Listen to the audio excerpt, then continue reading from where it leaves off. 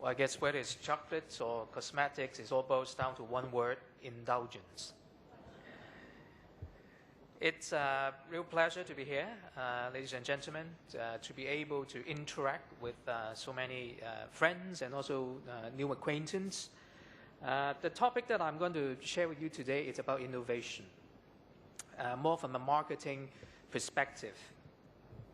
Innovation, needless to say, it's one of the major success criterion for any kind of business, particularly when this gentleman says so. I guess a lot of people would agree. But what is exactly innovation? Is it just about product innovation?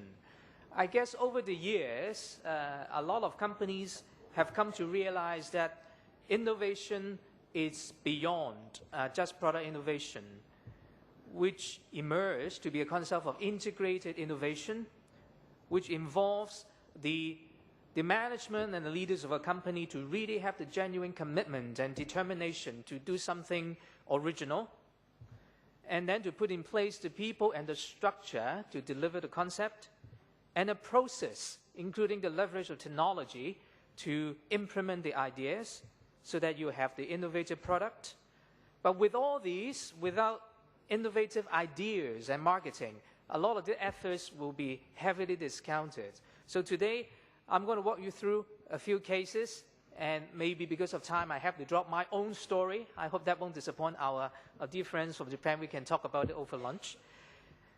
So what I've gathered here is some Hong Kong examples in terms of how Hong Kong marketing professionals have helped international brands to be famous and successful in Hong Kong, as in the case of Starbucks, and beyond Hong Kong for Standard Chartered Bank, and even be more successful and more famous back at their hometown. So Starbucks, a brand that we're all familiar with.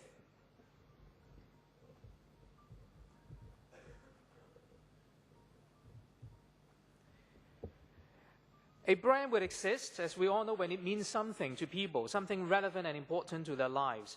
To do this, an international brand, whether you're selling chocolate or coffee, have to be relevant and blend into the local culture. But at the same time, we shouldn't lose sight that we are becoming something not ourselves. Because after all, there are reasons why people are interested in our brand, interested in our product. So we have to keep it, but at the same time, to be relevant to the local culture. And Starbucks, interestingly, has captured the best of both worlds, being a very local and very international brand at the same time. On the one hand, Starbucks has helped to shape the coffee culture in Hong Kong, just like what they have done positively, nicely in many other countries. At the same time, they are learning the local culture in terms of how people consume tea or coffee. What they have done is to put together very interesting, innovative beverage products. On the right is what Hong Kong people call yin yang. It's the blend of coffee and milk tea. Some of you may find it a bit unusual, but that's the long-time local favorite. And that is only one of the examples that Starbucks has introduced, being very local and international at the same time. The other interesting observation we have is about leveraging the festivals, because festival is an important manifestation of a culture. It is a ritual, it is a celebration, it is an important occasions, not just for that particular purpose, but for people just to gather and share important moments. And during special festive seasons, there are special kind of foods that will only be available during those times. And I guess that's the case for many different cultures all over the world. And in Hong Kong, Starbucks has introduced very interesting new items that is only available in Hong Kong. You can see there are mooncakes, which is the food that people consume during Mid-Autumn Festival in September. And the way they do it is different from the traditional mooncake, which usually use lotus seed paste, but instead they use coffee ingredients. So on the one hand, they become part of the culture by immersing in the daily lives, but at the same time, they are true to themselves. The dumpling, again, is another food item that we consume favorably during Dragon Boat Festival. The other interesting thing is the best way to impress, to make yourself relevant to the local customers, is to be relevant to your local staff first. And if you ask these ladies, I'm sure they will be more happy to be coffee masters rather than to be waitress or cashiers per se. And these staff, they are empowered to understand more about the products. So not only they understand what they are serving to the customers, they are proud of the products and even more importantly, proud of themselves. And they extended the idea to the local customers, so people feel that they are the discerning group and they understand how to really appreciate coffee, and that increases the stickiness to the brand. The other thing that we find it very interesting is Starbucks has gone beyond the day-to-day business in terms of immersing themselves to the local culture. They have taken part in a lot of prominent local activities, giving back to the community, which is another act that you care for what you do. Just to wrap up the case for Starbucks, as we all know, the global positioning is the third place, which is to position themselves as a favorite place between where people live and where people work. And in Hong Kong, obviously, they retain that concept, but they do it in a very local way. The picture at the bottom is the shop in Dudley Street in Central. If you have time, probably would like to pay a visit. Again, this is one of a kind Starbucks in the world that is very local, that give people the reasons to go there, not just to have the product alone, but just to feel the ambience of East meets West. So a very good examples of how to be local, but at the same time be yourself. The second case is Hong Kong Marathon by Standard Chartered Bank. Doing well and doing good can exist at the same time. And the session this morning, FANCL has touched on in terms of social responsibilities. And again, we have seen brands and corporations that if they can involve in this area, they are able to recruit more customers. And usually these customers are quality customers because they engage corporations not just on the food or product level, but also on the mission and the belief of these companies. So in the case of Chartered Bank, they organized an event that was initiated out of Hong Kong, but eventually turned out to be a global event, an event that Hong Kong people are proud of, and this is very important that you become something that people can associate and identify with. And at the same time, it's an event that is participated by people all over the world. Brand building is like running marathon. Every single step counts, and it's about persistence. And if you look at the case of the Hong Kong Marathon, they have increased by 65 times. From the first day they originated the idea in terms of number of runners involved, up to this year there are altogether 65,000 people taking part in the event. And it is not something just about winning. It is an experience, it is a determination, it is a commitment of exceeding yourselves in terms of what you have committed to do. And it is celebrated and shared by people around you. So it's not just about the runners. It's about people that you know coming to support you. So even becoming a family gathering. And even for those people who are not yet old enough to take part in the running, they are accommodated in other means. So they share the spirits of marathon. These are for children and kids. And what is nicely done is the idea has been extended to incorporate a charitable element.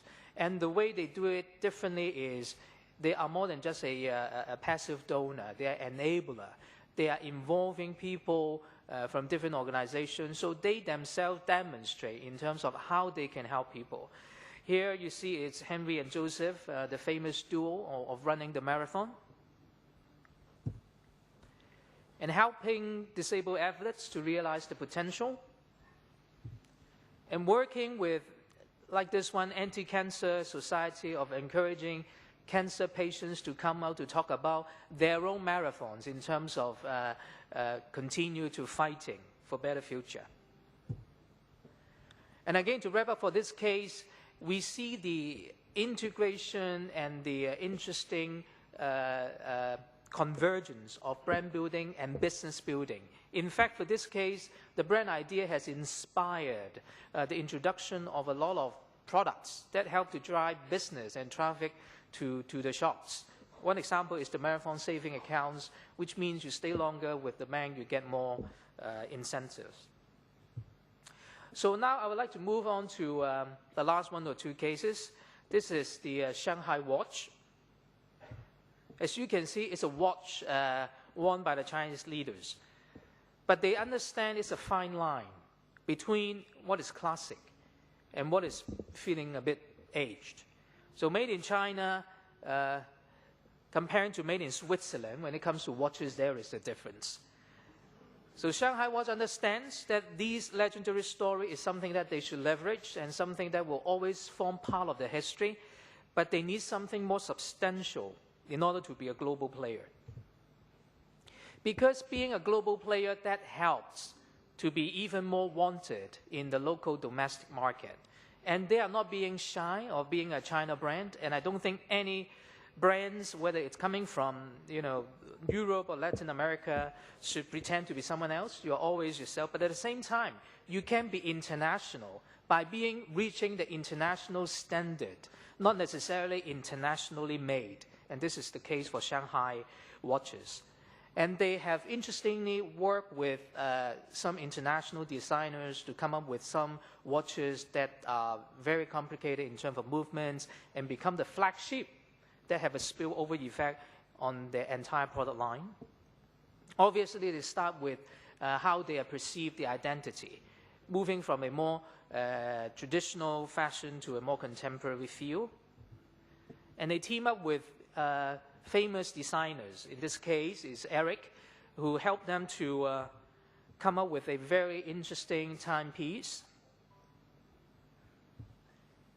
And obviously, to present it well, they work with a Hong Kong designer, Tommy Lee, a good friend of mine, to come up with a good way to present and position the products. So the whole experience gives people a different feel in terms of for personal possession or for gift. And they put the first watch to auction. And this is a new way to redefining the value of these watch brands from China. And at the end, the watch was sold as $500,000 to the surprise of the world. And what follows, immediately 21 days after, they managed to sell 50 units of similar watches, each one at the value of $150,000. So again, a record that they themselves couldn't believe that it's becoming a reality. So what I would do, I'll skip the case of FANCL, and perhaps we can talk about it over lunch. And I'll wrap up my sharing with 10 points in terms of how Hong Kong can play a role as a marketing hub. The first one, obviously, is the software, the people, the talents. In Hong Kong, we are very fortunate that we have a pool of people that have international experience, international exposure, and we are very pleased that we're working with people from overseas at the same time. So it's a genuine united nation with people who have the international flavor and people coming from overseas, bringing themselves wealth of knowledge. The second point is tourists. Again, we have speakers talking about Hong Kong being a place that we have people coming to visit and spend. And we are seeing a lot of people, particularly tourists from China, they are coming here, getting to know brands even before they are able or have the opportunity to genuinely move to China. We do have a very effective media networks, which is very flexible, very sophisticated, well-managed, very transparent, so you'll be able to make yourself notice in a big way, in a modest way. It's up to you according to your strategy. Discerning customers in Hong Kong. Hong Kong people, they're very brand savvy, they're very adventurous, very responsive. And if you look at this data, in the month of August alone this year, here in Hong Kong, we've sold watches that is worth $200 million US. And obviously, a big portion will go to tourists, but this is the place that transaction can take place. A show window for China. Hong Kong plays a very interesting strategic role in the past, right now, and in the future, I believe, in terms of helping people to bridge China. Maybe different time, in a slightly different way, but still the essence is there by being the bridge. And we have a very vibrant retail environment, a lot of different malls, very well managed, a lot of things going on. in order to make sure there are people filling up shops during weekends and also weekdays. A free market, freedom of speech, freedom of press, which is important to do business as well as do marketing. And a very good infrastructure in terms of finance support, legal protection, logistics, production and post-production. John will be sharing with us in terms of the expertise that he and his fellows have built up for Hong Kong. A very good transportation network, capital market listing in Hong Kong, so you get the funding to advance your development, and also trading possibilities of doing matching in Hong Kong, finding your suppliers and your customers at the same time. A test market for China, and obviously we all are paying a lot of attention to the market in China, and Hong Kong is the ideal place for you to build, formulate your China strategy, because you'll be able to witness what is happening, gather intelligent experience, and work with your people in Hong Kong and develop a long-term strategy. And last but not least, whether you're coming from the wine business or fashion or hardware, it's important that IP is protected. And in Hong Kong, both legally and education, everyone is paying a lot of effort in terms of upholding the integrity of IP. So with that, I hope that you take away something perhaps useful and relevant to your business from a marketing perspective. And I wish you all a very successful 2 days, and do stay in touch and keep spending in Hong Kong.